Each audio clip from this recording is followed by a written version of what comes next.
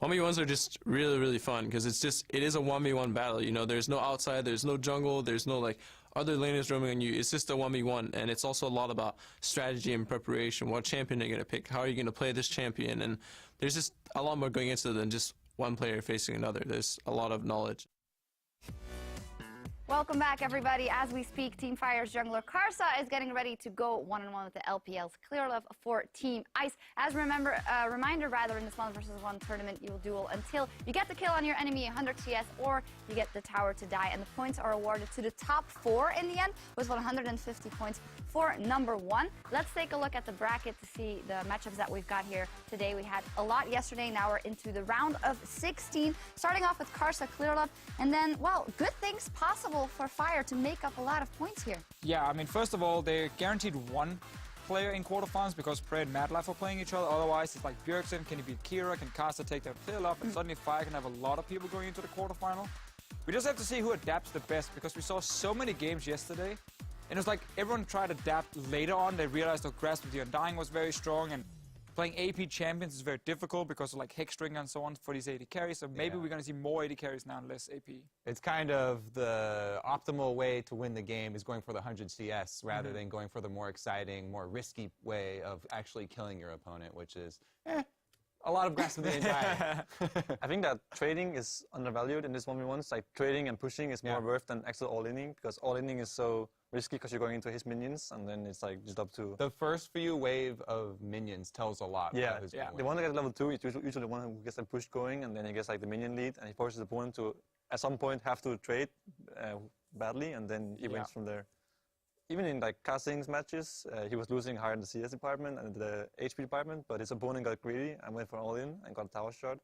Same thing for it. Yeah, that sucks. He was all playing by Kazing, by the way. Yeah. We talked to him absolutely, He showed us the replay a few times when we called him his out. coach is right here. Obviously, the coach showed the replay. This is where I bait him in. It was the same thing. He got a bit behind on early HP and pushing against Score, and then he baited him into the minions, got exhaust, the stun off, and then... Yeah, the mental games, debating, we'll see what happens. And as we head outside to the 1v1 arena, let's take a listen to some of the mind games our pros bring to the Howling Abyss. I can't play AD champion, so I must choose you, unfortunately. Oh. You'll battle Bjergsen for the mechanical test. At 1v1 tournament, I played versus Malzahar. Oh, really? Yep. I have 100% win rate. Oh, no. So you know he lost. Oh, no. I'm already tilted.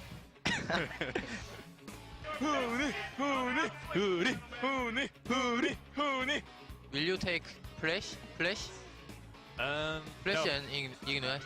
No. Why? It's secret. You want to take the snowball thing, like you throw and then you like jump to them? No. That's so true. Very fun. Hey, ban wisely, dude. Yeah, I would. Yeah. I want to play a Lowy. Yeah. Same, to be honest. I made it. I made CLG. Woo! Dude, I'm gonna kill you. Hey, does Volibear do magic damage? Wait. I don't know. I don't know. You tell me, dude. You tell me, man. Dude, I'm not trolling. I'm actually tryouting, okay? I should have banned Volibear, dude. Now, we've had our fun. We've had 5v5 regional matches. We've had marksman mode, and all of that is well and good. But ladies and gentlemen, it's time to get down to business. Now, 30 men entered and only 16 remain. Ladies and gentlemen, welcome back to the 2015 All-Star 1v1 Tournament!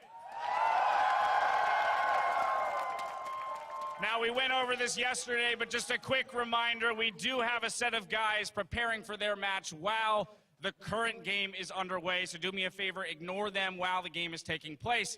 And now it's that time to meet our first 2 contenders that will be taking center stage on the Howling Abyss. First up, on the blue side for Team Ice, hot off his command, oh, we are backwards right now. Boom! Starting over here, my bad, on the blue side for Team Fire. Hot off his commanding victory against BYE in the first round. The deadliest jungler in the LMS Summer Split, it's Karsa!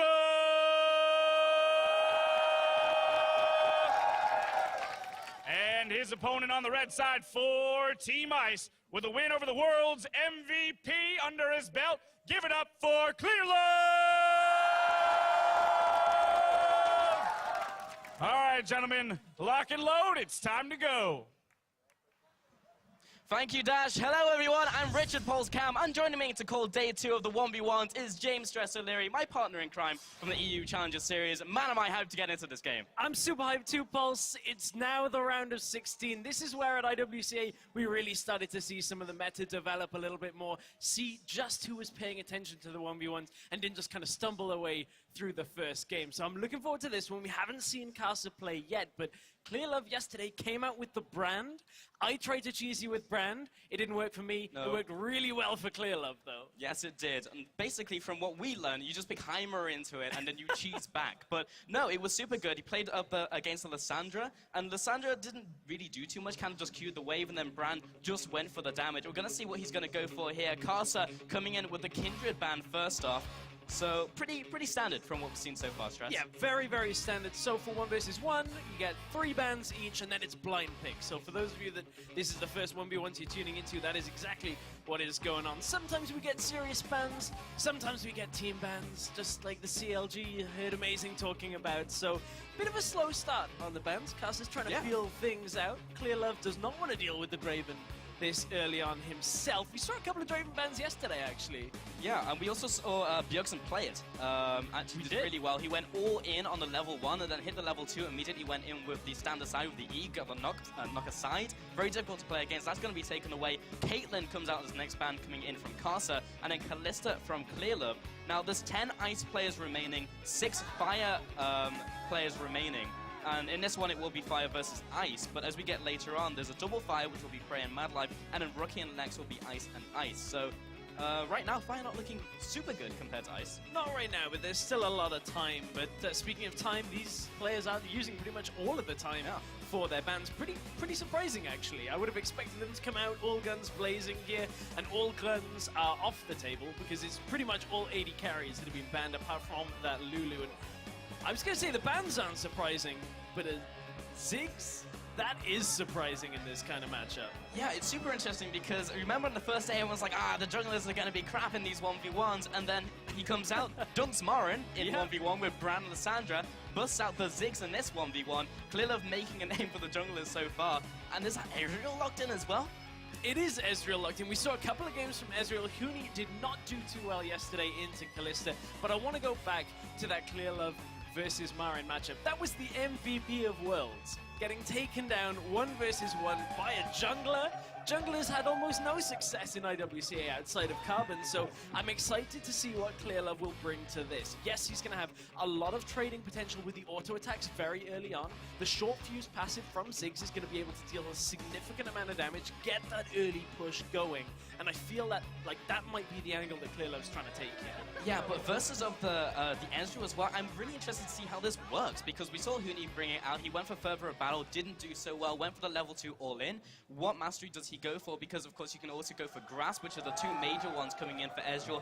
Maybe he'll go AP and go for Thunderlords for the extra burst, but so far from all the Ezreals we've seen, it's been uninspiring. We saw Latam in the IWCA bring out the Ezreals, saw Huni did it, not seeing success just yet. Maybe Casa can bring something out here. Maybe. I'm looking forward to it. Our first 1v1 of the round of 16 here. Get hype. Casa going onto the Rift has started with the Doran's Blade, and of course Ziggs will go with the Doran's Ring. And I thought maybe he would have gone for the Blade himself for the auto attack damage, but hasn't done so quite yet. Gone for Biscuits, so we know he's gone down the middle tree. He has got a lot of AP right now. Set at 41 here, so he's pretty much going, I'm just going to hit you with as many bombs as I can throw at you to begin this matchup. So Clearlove not opting for that AD, just gonna, utilize that passive early on. And the one thing that AP Ziggs will do just as well is push waves. He's gonna be more reliant on his mana. But, for this situation, it's so important to get that level 2. It's the 7th minion of the game will get you level 2. So the first minion off that second wave We'll get you an early level 2. We'll see how Karsa can kind of combat the push here from Ziggs. Yeah, so far neither players are actually pressuring these minions too hard, and it's just the auto attacks and bombs coming out from Clearlove. So they're actually pushing the wave and trying to get that level 2 immediately. So they're going to be a little more defensive in this 1v1. Bit of housekeeping as well, needs to keep track of those summoner spells. Got the Ignite and Flash coming in from Karsa. So Flash on Ezreal as well. Typically don't see that many people go for Flash, especially on Ezreal, who already has the Arcane Shift on E, but maybe he's trying to outplay the Ziggs with some of the skill shots, because everything is skill shot based. If you're in the middle of the ultimate as well, you should be able to Arcane Shift into Flash to get out of all the damage. Yes, and you know, it's not only summoners that we need to keep track of, it's also the masteries. Clearlove has opted for the Thunderlords here as well. So Grasp of the Undying on Karsa for that added sustain. Clearlove is going for that more damage. So if he can get multiple auto attacks off in this rotation, if he can get Karsa onto the Hextech minefield, that Thunderlords should proc fairly quickly. Yeah, so actually Ezreal into Ziggs isn't too bad, because you can skirt around all of the skill shots, you can Arcane Shift out of it. So if he knew that Clearlove was actually, you know, prepping this into the game, then this is super smart. But okay, so Grass going on to Karsa means that I'll proc on the Q as well. Didn't see that from Huni, he went for Fervor, then went for the All-In. So this type of playstyle, you're trying to stay in combat by hitting the minions and then hit them with the Q. And you can see these two trading off fairly evenly right now, but the cannon being alive for Karsa is going to now push his wave towards Clearlove ever so slightly, about 2 minions in it on this push. That means Karsa is just going to be able to just creep Clearlove further back, and try and get Clearlove to get that minion aggro, because the minions are one of the really big things that you have to control very well on this map. If you can get the ranged minions to aggro onto your opponents by them stepping forward and auto-attacking you, it really turns around trades significantly. Yeah, but it's very hard for that to happen in this matchup when both of them are so long range. Ezreal, if he feels under pressure, will farm at range with the Q, as you saw there. Clearlove has super long range on the bombs, so even when you're going for these auto attacks, maybe the melee minions will aggro you, but then you just run away. Yeah, exactly. Melee minions you just don't really care about. The other thing here is you can see it's so difficult for an Ezreal to deal with the counter push that comes from a Ziggs. As soon as it starts pushing in towards him, 1Q onto the ranged minions deals enough damage to pretty much equalize the push, and now it's in Clearlove's favor, as Karsa and Clearlove just back and forth on this very, very intensive minion pushing this far early on in this match. So to start talking about the spell usage as well and what they're scaling up, Karsa has only gone for Q and E. Hasn't put anything in W at all, which is a little bit curious, because I've seen every single Ezreal do that so far and actually put a point in W, because you can actually go over the minions. Right now, Karsa is finding it very difficult to connect the Mystic shots because they stop on minions. W does not, and Karsa actually gets bounced into his Relic. Will take a bit of damage from Clearlove as well. And that's a massive amount of damage there. The key thing to watch in that is not only was he taking damage from the abilities, the spells, but that cannon creep from the wave deals so much damage. It's about comparable to a champion auto attack. So as soon as you introduce that into the mix, Clearlove should be able to favorably trade against Karsa time and time again. And you can see he burns the health potion from it. Yeah, Clearlove getting a lot of value from getting the CS as well, because it will give him the extra mana. He used all of his mana to go for that combo on Karsa. Now he's able to get a bit of it back. And that is the optimal, basically, the optimal way to throw out skill shots. If you can hit the minions and also hit the opposing champion, you win. You control the wave, and you kill them. You don't win yet, Pulse. 100 minions, the kill or the tower, that's how you actually win. But I like it. It's one of those steps towards It's getting there. The journey, man. It is. And the journey sometimes is where all of the intense play comes from. We saw Froggen versus Faker just get really late on with the minion pushing. Very micro-intensive little trades. And here's a trade for you between Clearlove and Karsa, but not a lot of minions around, so both of them are fairly confident in just trading back and forth.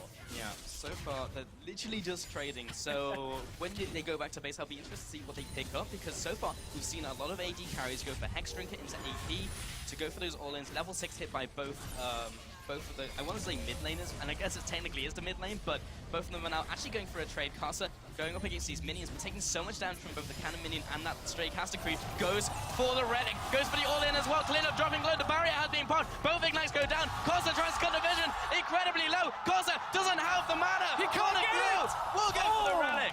And now the mana is in favor of Clearlove. Karsa just wasn't quite in range for the auto attack. I love what Clearlove was trying to do there. Uses the ultimate early to push the minions, force Kasa away from the health relic and try and control the map for himself. He had the cannon minion in the wave. It aggroed onto Kasa very, very close. And Clearlove, he missed a bouncing bomb. It was point blank and it kind of just dropped at his feet like just a marble rolling along the floor was not enough. And Clearlove, at this point, all of the summoners have been used on the map. Clearlove recalls for a very cost-efficient item on 1 versus 1. Catalyst the Protector.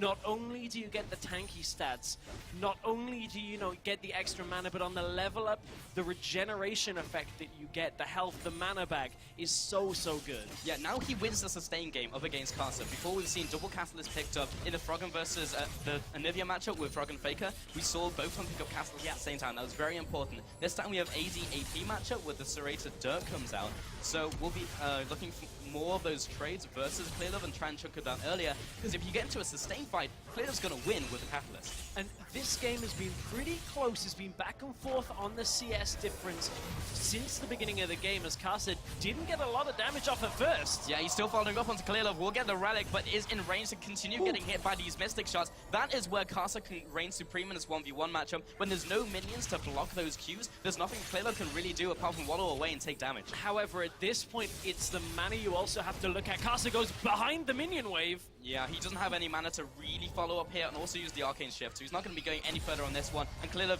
will have to use the ultimate literally just to clear the wave and go back. And I like it. He's maintaining the CS lead that he has here. 74 CS to 65. He's finally managed to open up quite a large window here, and Kasa trying to recall outside of vision. Clearlove doesn't know he's there, but there's too many minions. Yeah, I like that from Clearlove. Immediately places down the ward, gets vision of Kasa, stop the recall. Who does that really benefit? Clearlove does want to keep him in lane because he'll have the sustain. Also on his side of the map, we'll have the relic soon. Not only that, but he has the push. He's forcing Kasa to lose minions time and time again by holding him here. 80 CS to 68. This gap is going up every single wave. And Kasa doesn't have anything in his items or anything in his kit to keep his mana up right now. He's really just trying to get the damage down. And when we saw him push Clearlove to the tower, that was his biggest chance really to get something going. Now Clearlove has forced Kasa to stay. This is so difficult. And we're starting to approach 100 minions as well. Kasa will dive after Clearlove, try and get some extra damage down. He really needs this relic. Oh! Knocks him out of range. The tower's out as well. And the first blood goes to Clearlove.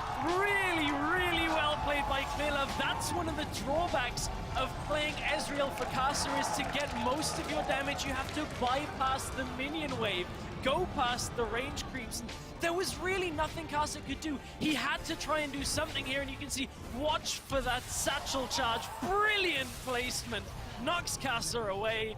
Clearlove, that right there was a great 1v1 That play. was so sick. Both gets the tower shot and the relic, read the situation perfectly, knew he drew him into the situation where Kasa had to go in for the trades, had to grind him out, and it didn't happen. And that was so well played by Clearlove. And who said junglers aren't going to be good in this 1v1s? I did. I was wrong. I was wrong. Me too, actually, Clearlove honestly. actually is doing a really good job. He's come Yeah. out with 2 picks that nobody else is playing.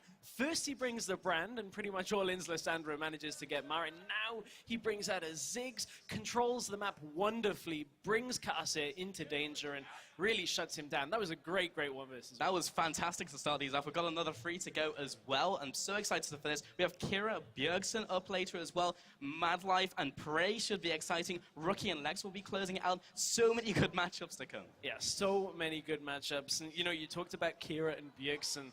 That's actually our next matchup, Yeah. Ross. I cannot wait for that Man, one. my boy Kira, he's going to come out, he's going to take the 1v1. This will be the real test, though. He faced Darius before. It was a difficult matchup in the IWCA, literally unstoppable. Right, we've been talking about it a lot. I think it's about time. Let's head down to Riftside and get our players introduced.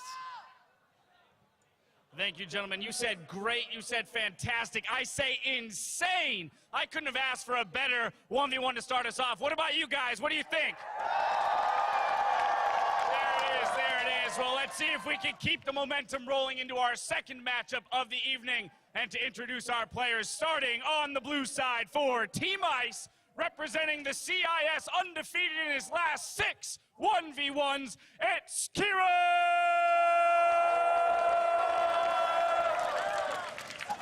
And of course, who could forget his opponent on the red side for Team Fire, the NA-LCS mid lane kill leader for all of 2015, and the Danish pride of North America, it's Bjergsen! All right, gentlemen, load up and may the best man win.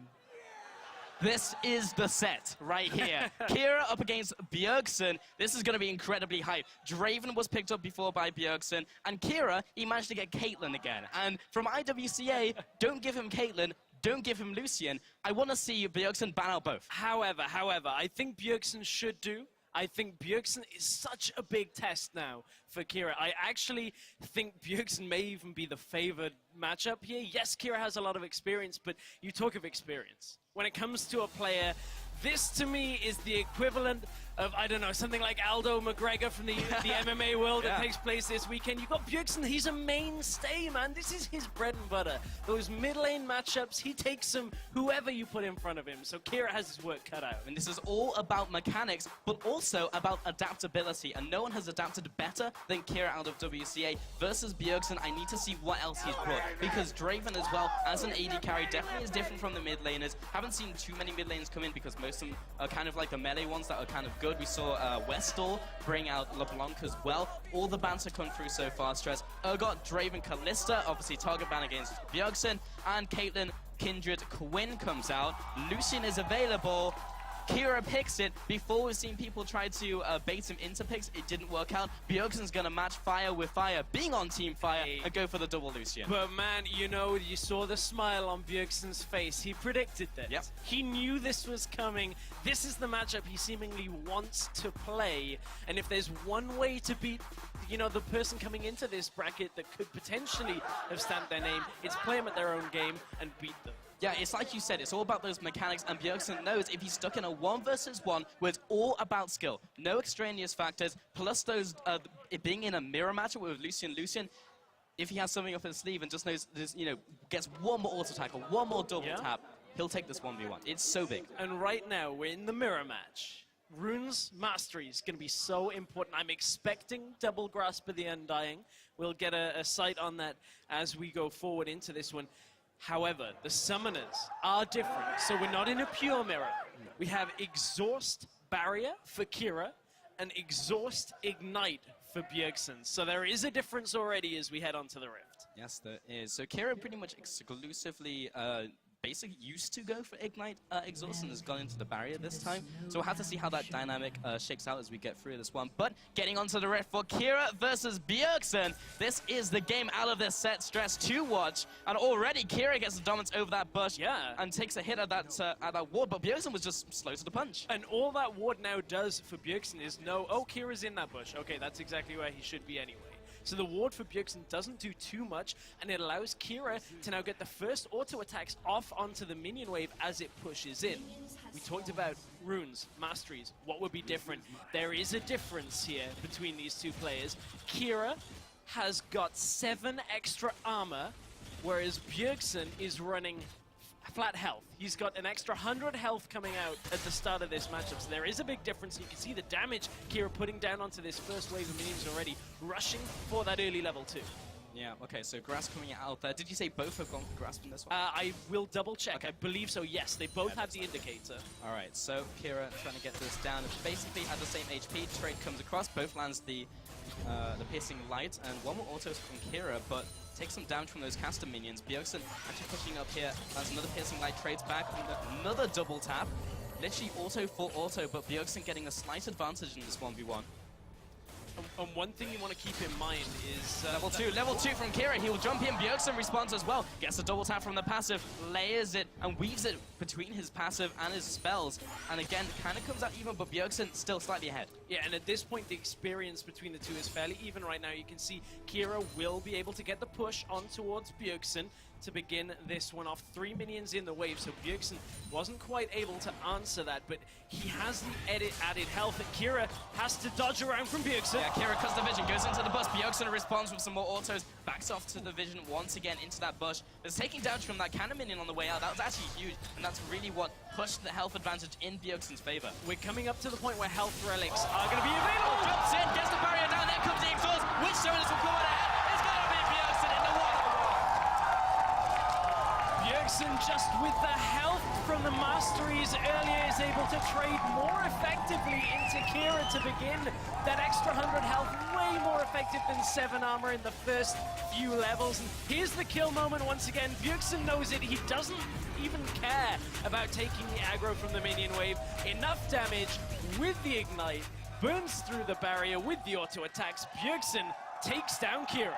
Man, and it was ultimately the fact that Kira had pretty much exclusively gone for Lucian and Caitlyn, which was ultimately his downfall. Even a Shinigami on his side didn't prove enough to take that win.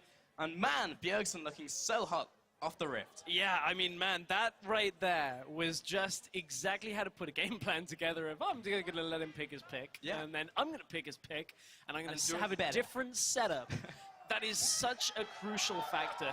Just the ability to basically have 2 autos more health in the very early beginning of that game allowed Bjergsen basically to just win that straight up. Just took the trade, even experience, is able to just take him out. Yeah, that's what I absolutely love about these 1v1s. It's all about those runes and masteries and all these small things that add up. And as you mentioned, it was the ability to have those 2 extra autos of health. Also did a little bit better on trading and in terms of where they traded, because Kira's very pushed up, very aggressive, took the extra damage from the cannon minion on the way out in one of the final trades, and ultimately when he went for the final one, Bjergsen just punished him because he had more health.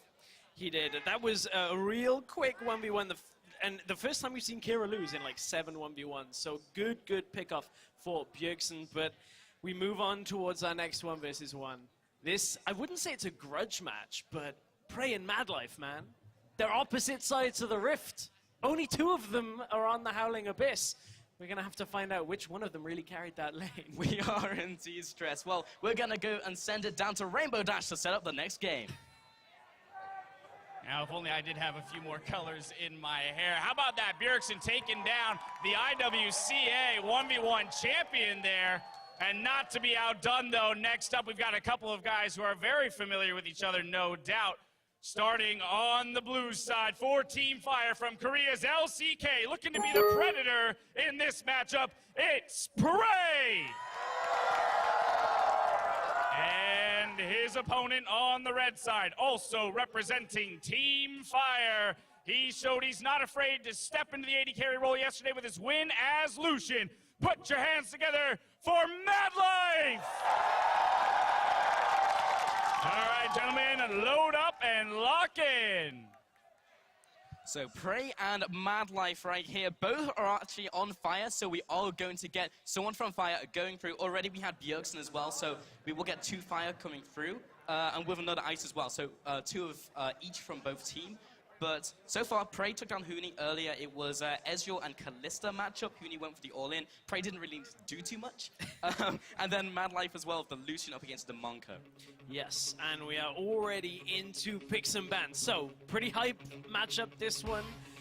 Oh, it's for all the marbles. Yes. As I said, who carried this lane? Who was the real carry? We are about to find out. Brand will be the first ban from Prey. We've only seen 1 brand so far, but is it very well? It was from Playlove.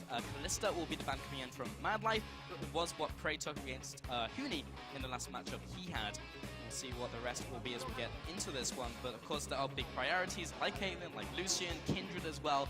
Urgot hasn't seen that much play, but has been banned out a bunch. Yes, it has. Absolutely has. Just because of that passive. The ability to get extra armor reduced, you know, a lot of the damage, so much of the damage in any AD matchup. We'll get to it if we see an Urgot. It is still available. Yeah, Kindred will be the next ban, followed by Lucian, pretty much, as we just mentioned, will be the staple bans in these 1v1s as the meta has evolved over the last day, and also IWCA. Waiting on that final ban coming in from Madlife. Let's see what he'll bring out here. There was some discussion on whether Madlife or any of the supports will bring out a support pick. Bard is actually very good in the 1v1. Blitz would be sick to watch. AP Tab, Kench in the mid lane. Her fake was playing back in the day. But, the Draven has been locked in. And we look at yesterday, Huni did not let Prey have Draven. And you have to think, Madlife should know. Madlife should know you don't give Prey Draven. Well, maybe it's another bait stress. Maybe. Just bringing him into the Draven, then dunks him with some other pick. What's it going to be? Kennen, of course, didn't even mention him. He was a major pick so far in these 1v1s. So, let's see if he actually locks that in.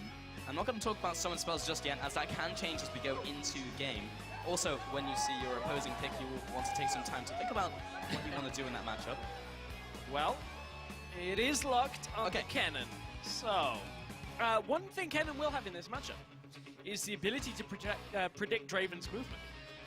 You can throw out the Razor Shuriken right where the axe is going to land. You either force him to reduce his own damage by not allowing him to catch the axe, or he gets one of the procs of Mark of the Storm plus the damage. So I like it. I like it from Mad Life. Try and control a little bit of the space. Of course, this was blind, so yes. Unless that's kind of like actually the master plan here from Mad Life.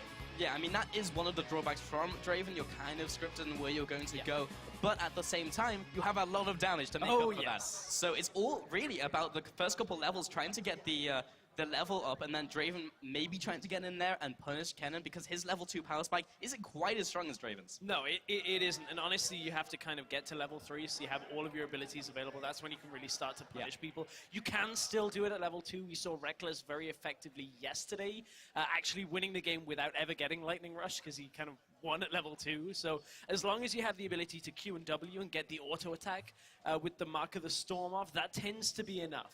But as soon as you hit level 3, that's really when Kennen gets a little bit easier. Typically against melee matchups, Draven might cause a bit of a problem. It's also the Lightning Rush as well. His E, a lot of people overlook the fact it gives you extra armor and magic resist. And that's actually quite big in 1v1s. It allows you to do this thing called trading, which will win you the game. So, getting on to this next one on the Howling Abyss, Prey coming in here up against Mad Life. As you mentioned, Stress, who was the real carry? We're about to find out in this 1v1. And so far, Mad Life just kind of chilling out of base, just deciding what he wants to buy. And Prey is actually respecting this. Prey was ever so slightly behind the curve on that, and doesn't actually punish Mad Life for the this. ultimate mind game is also, like, oh, I didn't realize the game was started. Also, Mad Life is running AP here.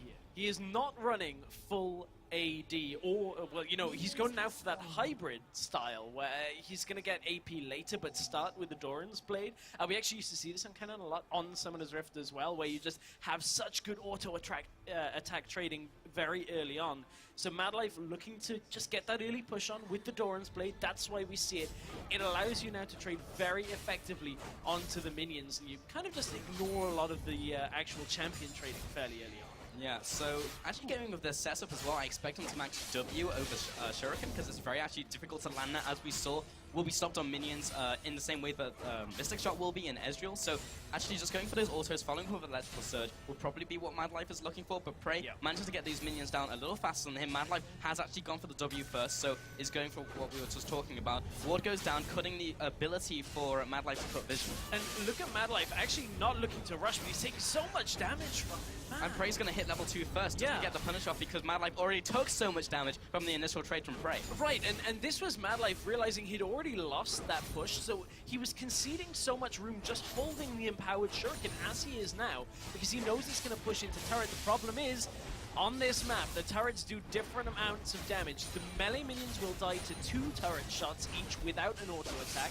The ranged minions will die with 1 plus an auto. If pretty much anything touches those ranged minions, 1 tower shot will kill it. Yeah, basically, if the melee minions even, which do so little damage, you are not getting those cascades. It's just not going to happen. Mad Life has gone for a point in Thundering Shuriken as his next level. Prey, once again, gets the level 3, so we'll have all of his abilities now, put a point in Blood Rush as well. Has control over the relic as it spawns at 125.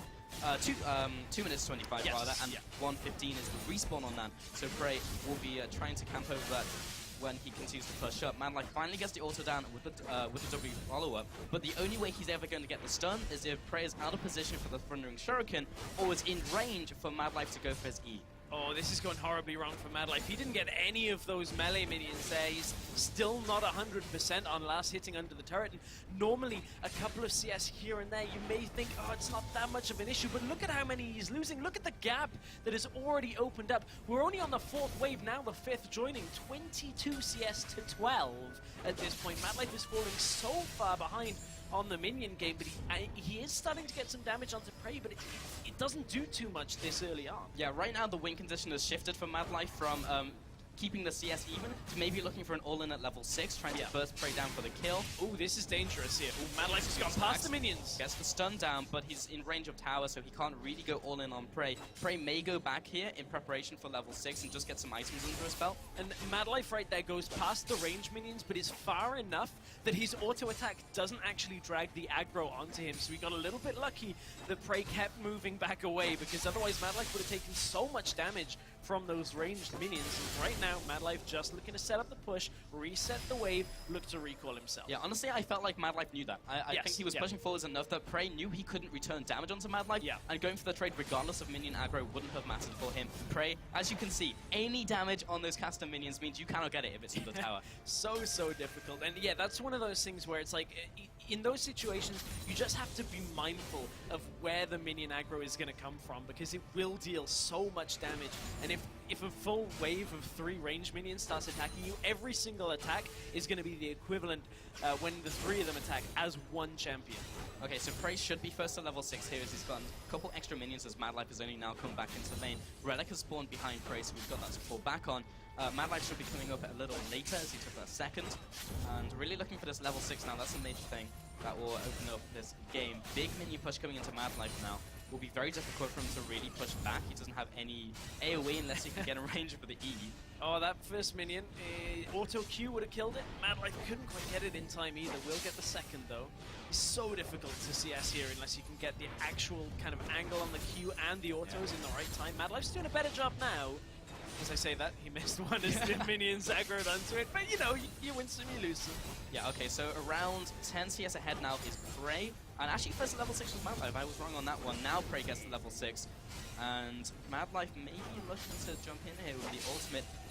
Prey's not currently in kill range, so Mad Life will want to try and get some damage down onto him, but it's so difficult with the shurikens, and if you get in range for the auto cannon, you're going to take 2 autos or more from Prey, which are going to hurt way more. Yeah. Ooh, you can see there's the telegraphing of Prey now has 2 axes. How will the juggling go for Prey? This is a lot of damage if he gets 2 autos off onto Mad Life. It will focus down the minions for now, though.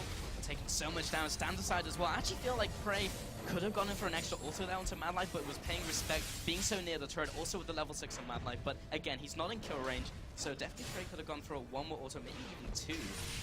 With the attack speed now. Something that not many people know is you can, as Draven, if you have enough attack speed, you have to click Q again to add more axes into your rotation. So you can actually be juggling like 3 or 4, or like many axes. If you're max attack speed, I think I've seen someone juggle 5. Probably won't reach that. That's pretty micro-intensive, I'm not gonna lie. Prey can do that. But this is all about micro. That is true, but so much of it is about the minions. You can't just go juggling 5 axes around and run around and not care. But Prey taking a lot of damage, will trade it back onto Mad Life for now. Very tense game so far, but you can see Prey has extended. Look at the lead he's got, Pulse. 56 CS to 45 right now. Prey is in full control. Yeah, in the last 2 or 3 trades, we've seen Mad Life just get ahead, or rather Prey get ahead of Mad Life, just managed to get 1 more auto down on the retreat, and Mad Life is just finding it hard to put down damage and bring Prey into kill range, and because of those double Darrens, Prey is basically up to full health again, and once again you see the grass come out. Mad Life, his window is closing rapidly. We're at a pretty important point here, because if Prey can recall, he has the gold for Hexdrinker. He already has the longsword in his inventory, and Hexdrinker is going to go so far against Mad Life. Mad Life's building at half AP as well. Whoa, that's not a Hexdrinker. That is not a Hexdrinker at all. That is a BF sword that he picks up on Draven. He wants to win this with a kill right now and make sure he can just take out the minion wave as fast as possible and just go fully ham on Mad Life at this point. I'm a little surprised at this. Yeah, that's interesting. And now Mad Life goes back. Does he pick up Seekers? He's got 1200. He could complete it, plus then go for added damage if he wants it. Yeah, is it worth with the opponents at 70 CS though? Because Seeker's Arm Guard kind of crap basically by itself. Okay. Gonna fight fire with fire, bringing out the needlessly large one as well for more this damage. Is great. So one thing about getting damage as opposed to sustain on this map is that if you don't actually get the all-in, it's pointless. So, I mean, one of these players going this build path is not going to lose the game because of it, but makes the game so much harder for themselves right now.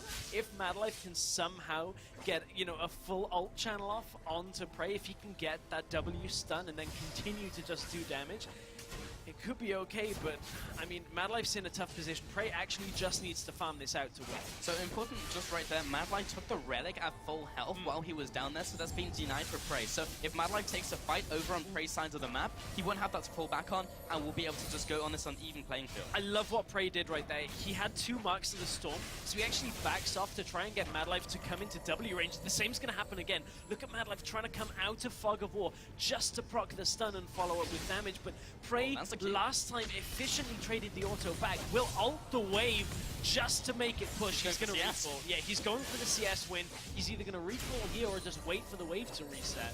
Yeah, right now being 3 waves away from winning the game, he's just going to keep farming it out. There's no real reason to try and straight up kill Mad Life. He's I great love on it. the side of the map. I love it. It's great. So with the ward in the bush on Prey's side, Mad Life has full control of the area behind Prey's minions. So Mad Life never has to cross it and denies so much of this farm for Prey. He says, if you want to go for a CS win, I'm going to make you fight me for it. And Mad Life won't take aggro from this until an auto attack lands. He can just queue out again and again and again. They can even hit Prey, and Mad Life will be fine as long as the minions are just attacking his. Yeah, literally notice this. Mad Life is not even hitting the minions. He's letting it go over to his side of the map. However, he did just kill 1 minion, and now it's pushing back into Prey. So it has now been broken. The idea was fantastic. It was great. I love it. He stalled Prey out for so long.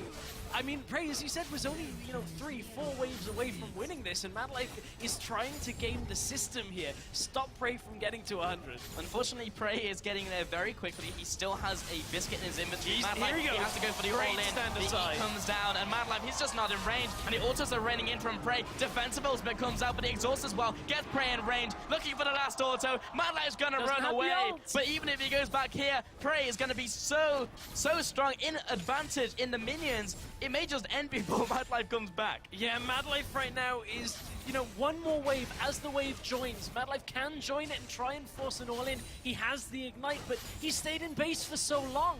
5 minions is all it's going to take for Prey to win this game, and Prey knows it. Does he recall and safely close this out, or does he go to rush? He's going for the minions. In comes the ultimate. 1 more minion. There it is, and the win goes to Prey. Prey. He knew what was going on. I would love to hear some of the communication between those two on that game, especially while Mad Life was zoning. I love the attempt. Mad Life put up such a good fight, but Prey comes out with the Draven. So much damage to deal with, and Mad Life, he gave it a good go. It's so close, just the way that Mad Life was playing, but Prey, far too good in that kind of situation. Seeing these 1v1s at the highest level was so fun to watch. All the mind games that went into that one. And literally, as you mentioned, just at the end there, with Mad Life, that he was trying to freeze the minion wave to force Prey to come to him was so good. But in the end, Prey just won out. In the end, Prey just won. He just kind of won. I feel like that happens quite a lot, just in general. It's like, oh, Prey won again. Okay, well, fine. Okay, not a problem. That was an awesome 1v1. I like that. Our 1v1s today have been so good for so many different reasons. Yeah. Seeing Prey and Mad Life go at it was, that's a special moment, I think. I like that. Yes, it was. And they were both from Fire, as we mentioned before the game, so at least 1 Fire will be going through. And it should be a 2 out of 2 for it will. Yeah. The next matchup is guaranteed to be Fire versus Ice, because up next, Rookie and Lex take to the stage, and they are both Team Ice members, and Dash is going to let us know what they're all about. Thank you, gentlemen. We just saw some serious next-level strategies there in that last one, but it's time to move on to our 4th match of the evening. The next 2 to go mano a mano. First up on the blue side for Team Ice from China's LPL with the fastest win in yesterday's round of 32. Give me some noise for Rookie!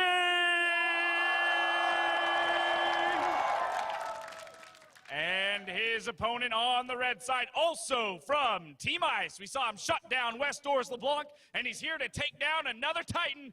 Put it together for Lex! All right, gentlemen, let's have a good game. Keep it clean. Lex and Rookie coming into this one stress, and Lex, you may think, oh, he's from the CIS region and nothing, and then took down Westor in the first round. You'd be now wrong. Going up against Rookie, who took down Meteos. This is going to be actually a really close match. It will be. I think you have to ban out Lex's Kindred. We saw that yesterday in the game against Westor. Oh, Rookie and Lex, Rookie and Lex. Rookie had a good game yesterday as well. I mean, at this point, Team Ice as a whole, you're pretty happy. No way of losing this one. So, what is the strat here for Rookie and Lex? What do they go for? Does Rookie bring out anything a little bit different? What do we see? Rookie yesterday played that Callista. So I would expect to see both of them banned out here. Yeah. There goes Kindred. There goes Kindred. There's one of them. So Lex as well, yeah, as an AD carry, will have maybe a slight advantage because we're basically seeing most AD carries, usually these long-range carries, in these 1v1s. Lulu will be the next ban out.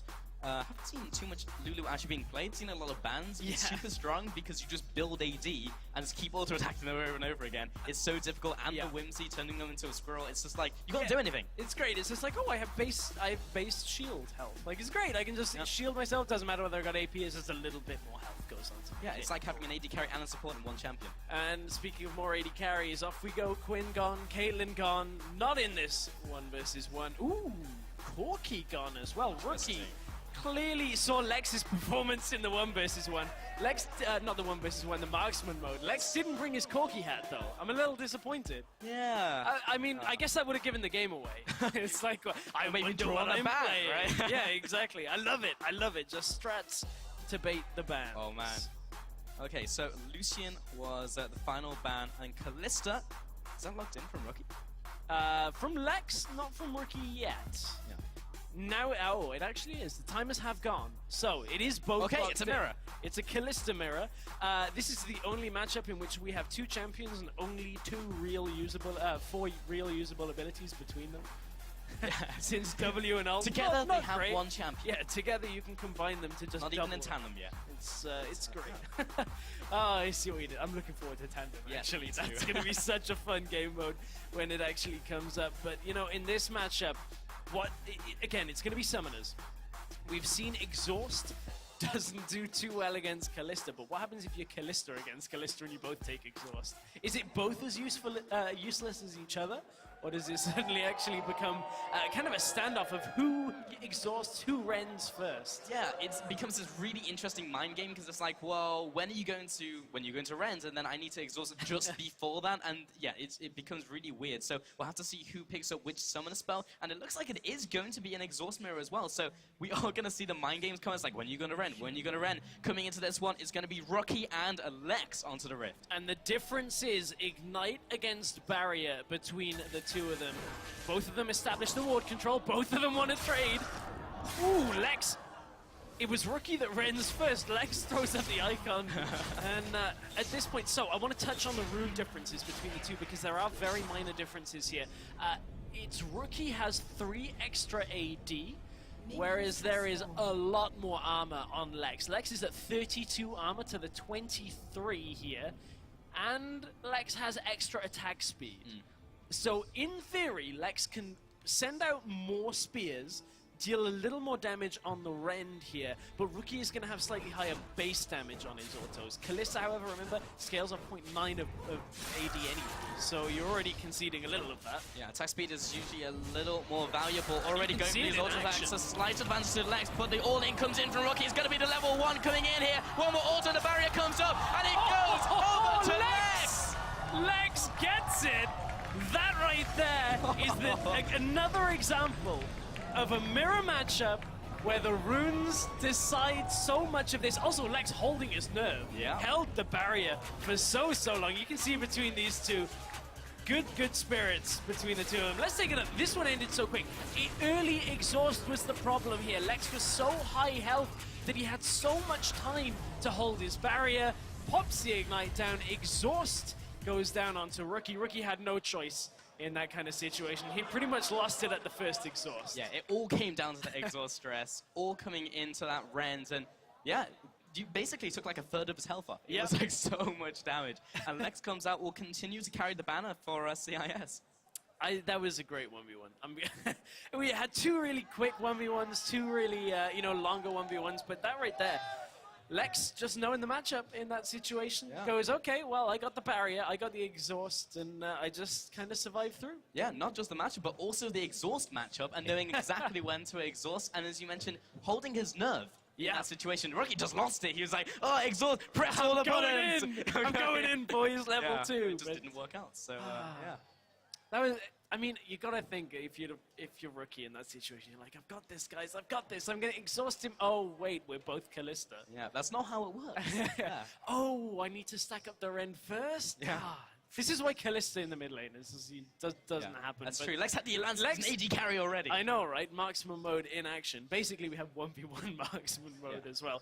I don't know. I would have liked to have maybe seen Rookie try something like the Ziggs that we saw earlier. But I don't think it was a matchup that was the problem. I just think it was kind of going for the level 2, got very excited about it, try and get the kill. I'm so torn on these type of games as well, because I'm like, I want to see a longer game with the mirror, but I also love to see the level 1 all in as well. But anyway, with another 4 contenders eliminated, let's check in with our analyst to update the bracket.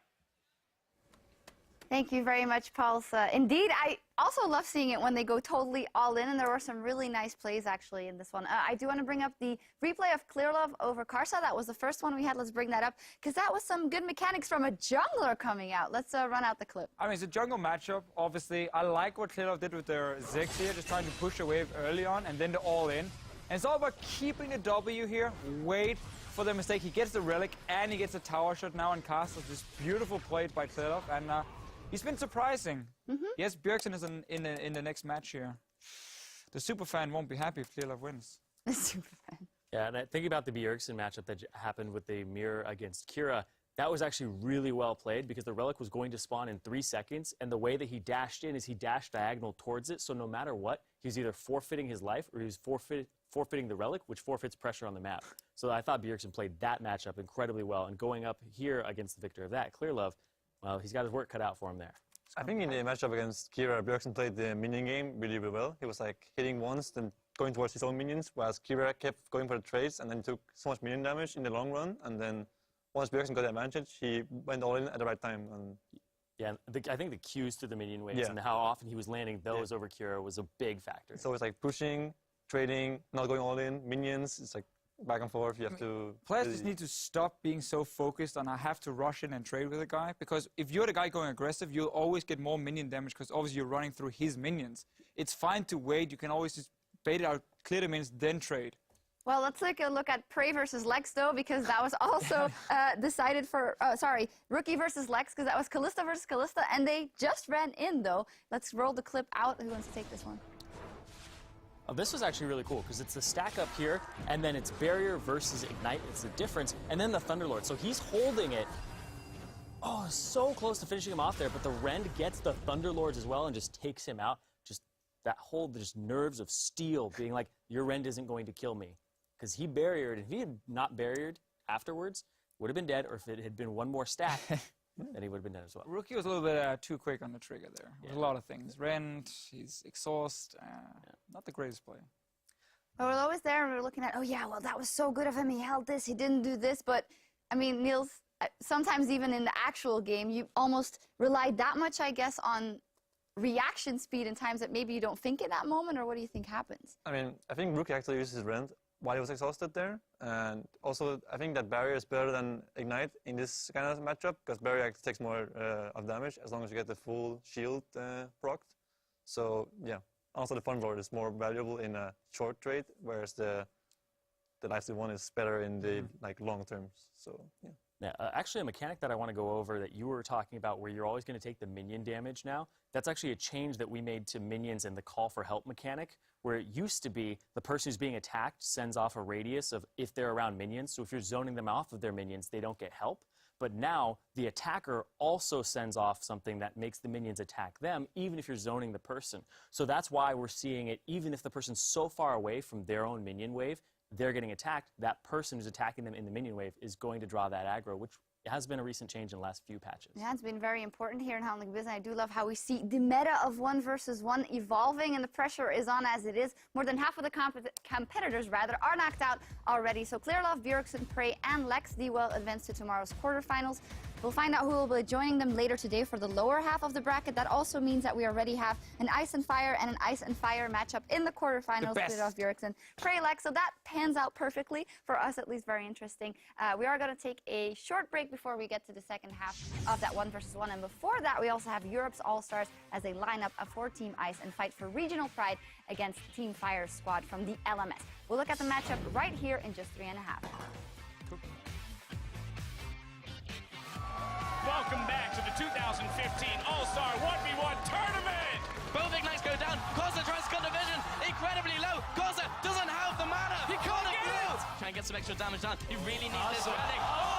Knocks him out of range. As well. You want to play me Lucian 1v1?